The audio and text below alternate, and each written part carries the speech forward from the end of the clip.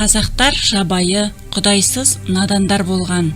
Ешқандай адалдық, адамгершіліксіз өмір сүріп, тек малдарын ары-бері жайып, дала ортасында қай құдайдың тасы тұру керек деп, бір-бірін өлтіріп тартыс-таласта ғана жүрген.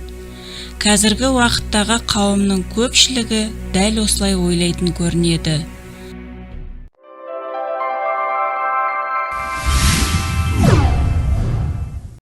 Тәңір туралы түркі елдің тарих туралы жазылған мақалаға қалдырған пікірлерін оқысам. Бірақ бұл түбімен қателік. Біздің ата-бабаларымыз бір құдайға сенген. Тәңірге, әлемдегі бір құдайға сену деген ең бірінші сенім. Түркілер аспанға, отқа, табиғатқа ешқашан табынбаған. Тәңірім деп аспанға шексіз ғарышқа қараған. Өйткені олар кім және қайдан екені әлі есінде болатын. Мысалы, мұсылмандар намаз оқығанда бетін қабадағы қара тасқа қаратқанда, олар сол тасқа табынды деу қателік сияқты. Немесе шіркеуде өздерінің пайғамбарларын өлтірген құралына табынады деген қателік сияқты.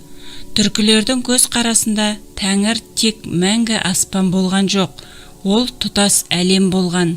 Шырақ жағып, жеті шелпек пісіріп, отқа май құйып және тағы басқа рәсім жасағанда, олардың соған табынғаны емес. Табиғаттың және басқа нәрсенің рухы бар екеніне сену, басқа діндегі періштелерге сену сияқты. Аруаққа сену, басқа діндегі киелі адамдарға сену сияқты. Қазақта әр тайпаның, әр рудың әулиесі, батырлары, билері көп болған. Дәл солар халыққа жол көрсетіп, басқаларға үлгі болатын. Қазақ ұлы Тәңірдің, ұлы бабаларының ұрпағы екенін біліп, әрқашан адал болып, соған лайық болуға тырысқан. Тәңірге сенім, адамда адал болып, ар жолымен жүруін талап ететін.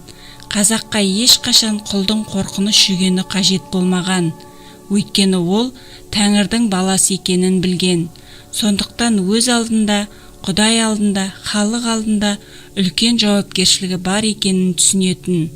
Құдайға, табиғатқа, әлемге деген махаббаты оның рухын жетілдіретін. Осындай сенім халық арасында өшпенділік емес, бірлік пен татуластықты үйрететін. Қазіргі уақытта көпшілік рухани ізденісте, бірақ жолды алыстан іздейді. Ал өз тарихын дұрыс түсінбеу, ата-бабасынан ұялу, қауым ішіне у таратып қана қоймай, әр адамның жанын, ой санасын бұзады. Мүмкін сол ізденісте көзімізді, басымызды мәңгі аспанға көтеріп, Құдайды өз жүрегімізден табу керек шығар.